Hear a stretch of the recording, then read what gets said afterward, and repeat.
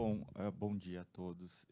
O que eu procurei fazer aqui foi mostrar um pouco de como eu sou pesquisador, eu sou intensivista, pesquisador, eu estou bem naquela pontinha da pirâmide lá, mas eu tenho certeza que o caminho é esse, de que jeito que a gente faz com que as pessoas, a gente fala em diagnóstico precoce, detectar antes, não, como é que eu previno esse problema, como é que você muda lá na base, como é que você faz, enfim. Mas eu vou trazer a minha experiência aqui, que é da relação de pesquisa, e aí eu vou realmente acabar falando um pouco do meu viés também, que é o de intensivista, mas eu tenho certeza que essas modelos de pesquisa que têm a relação com o PROAD, elas são extensíveis, né, a outras áreas. Então, quando a gente pensa em... Eu comecei essa apresentação falando um pouco de financiamento público da perspectiva de pesquisa no Brasil, e aí a gente tem as tradicionais CNPq, outras agências governamentais, e nos estados as FAPES, né, que em São Paulo a FAPESP, que são os grandes financiadores de pesquisa pública aqui no Brasil. Só que a gente tem, por exemplo, esse é um mapa aqui dos principais financiadores de pesquisa no Brasil. A gente vê CNPq, CAPES e FAPESP, FAPEMIG, FAPERJ entre os 5 primeiros, né? Mas na prática o que a gente sabe não é tão simples, vamos dizer assim, fazer pesquisa clínica colaborativa para tratar de questões respostas, por exemplo, em doenças crônicas não transmissíveis, questões importantes de prevenção ou de tratamento com recursos do CNPq. Eles são muito voltados para bolsas de doutorado, para bolsas de produtividade. Você não tem, por exemplo, um recurso para manter CLT, né, o funcionário dedicado. Isso é um super limitante, porque você forma uma equipe de pesquisadores, mas ele vai te perguntar, puxa, mas e aí minhas férias? E aí ano que vem o que? Ano que vem não sei, você tem esse ano, e as férias também não sei. Não tem férias, na verdade, isso eu sei, não tem. É, em- porque a bolsa, a bolsa tem o seu papel, não é para criticar aqui, tá, pessoal? Assim, nós precisamos muito disso. O ponto só é, nós precisamos de mais do que isso, né? Então, esse recurso acaba sendo limitado nesse sentido, tá? Então, tipicamente, a gente vê esse recurso sendo investido em projetos pequenos, estudos translacionais e tal.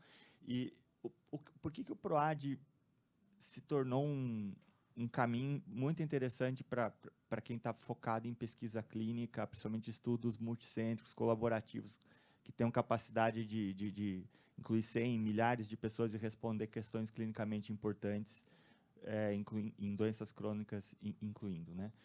Porque você consegue utilizar esse recurso de uma forma mais apropriada, mais adequada às necessidades de pesquisa clínica. A gente consegue montar grupos de pesquisadores que tenham uma atuação, vamos dizer, profissionalizada e que possam conduzir projetos. Aqui é só um exemplo do que a gente aqui na minha instituição, HCOR, tem feito. Há outras instituições no PROAD, mas elas são poucas, e eu acho isso uma coisa que pode melhorar, e eu tenho certeza que esperaria que tenha mais hospitais PROAD no Brasil. E eu não sei se isso já foi comentado antes, mas só para explicar o que é efetivamente PROAD. PROAD temos alguns hospitais, são hospitais que não têm lucro, né? Não distribuem lucro, são filantrópicos. E esses hospitais, em particular, eles têm que investir 100% do recurso, que seria, de outra forma, pago como algumas taxas patronais, eles têm que investir 100% em projetos para o governo. Em pesquisa, 100% não é 100% em pesquisa. Tem projetos de gestão, projetos de treinamento, em geral, aí 10, 20, 30%, depende da instituição, vai investir esse recurso em pesquisa, tá? Mas acaba sendo um recurso bem interessante. Então, tem outras áreas. Aqui é só um mapa dos projetos do HCOR, por exemplo, esses não são só pesquisa, mas mesmo os de pesquisa, a gente tem aí mais de 150 centros de pesquisa no Brasil, em quase todos os estados. Isso é uma coisa que a gente consegue também mudar o modelo em que aquela ideia de que a pesquisa só é feita no grande centro acadêmico, e ao invés disso você criar um ambiente nos centros participantes onde você cuide das pessoas, cuide dos pacientes, mas ao mesmo tempo gere conhecimento sistematizado a partir desse cuidado. Eu sei que é uma aspiração, eu sei que a gente ainda faz isso com a minoria dos pacientes, mas essa que é a ideia. Aqui um pouquinho do que a gente tem feito aqui a gente trabalha em triênios no PROAD, mas esse triênio, por exemplo, que começa nesse ano, a expectativa aqui de, nos vários projetos de pesquisa, incluir um número substancial de pacientes. Eu vou explicar, alguns deles trabalham com dados observacionais, então a gente tem realmente quantidades grandes de pacientes participando, e são mais de 150 estudos, centros de pesquisa no Brasil, como já tinha mencionado, e a gente está trabalhando hoje nessas áreas aqui, cardiologia no paciente grave, nutrição, oncologia e políticas públicas. Tá? Então, o que a gente tem conseguido, e eu sinto que isso é uma coisa fundamental de fazer com esses recursos, é construir uma infraestrutura, um grupo que consiga coordenar estudos. E, para isso, a gente precisa de uma série de vamos dizer, funções, né, que a gente consegue exercer nesse grupo, e esse financiamento ajuda a manter essas funções. Então, os pesquisadores que vão fazer liderança acadêmica dos projetos, o gerenciamento dos centros, aí tem uma série de atividades aqui de treinamento, de logística, de medicamento, de materiais, gerenciamento dos dados, como é que eu garanto um dado adequado, completo, consistente, gerenciar os projetos para cumprir prazos enfim, orçamento. A parte regulatória, que é um ambiente um pouco desafiador no Brasil, mas essa é uma sessão que poderia ser uma outra, enfim, discussão inteira. Estatística, qualidade, farmacologia, enfim. Então, eu trouxe aqui só alguns exemplos de estudos que a gente tem feito. Eu não vou entrar no detalhe, porque nem vai dar tempo, mas é só para dizer que, por exemplo, em cardiologia, a gente tem projetos que já foram concluídos e, em geral, a gente pensa em pesquisa, em estudo randomizado como teste de medicamento, e nem sempre é assim, né? Esse estudo é um exemplo interessante. O BRIDGE foi um ensaio clínico que a gente fez há uns anos atrás. Aqui o objetivo não era testar se um conjunto de intervenções para melhorar a tradução do conhecimento na prática clínica ia funcionar. Esse é um baita problema, a gente sabe. Gera um monte de pesquisa, evidência, e não. A gente sabe que mais ou menos metade das vezes, para falar num número assim arredondado, ela não chega no paciente. Deveria chegar, mas não chega. Então, aqui foi feito o quê? 34 hospitais públicos, serviço de atendimento PS, SUS, que não tinha cardiologia. Como que a gente consegue melhorar o atendimento do paciente com síndrome coronariana aguda, infarto, angina? Com algumas ferramentas simples, a gente fez isso no ensaio randomizado em clusters e teve um efeito interessante, funcionou. Tem outros exemplos de outros estudos, não vou entrar no detalhe. Eu sei que aqui também, aqui é a minha área, é o meu viés um pouco, mas assim, na área de terapia intensiva também, a gente tem conseguido fazer ensaios clínicos, parte do PROAD, alguns deles bem acadêmicos, mas que são estudos de estratégias de ventilação mecânica. A gente acabou incluindo outros países que entraram no estudo.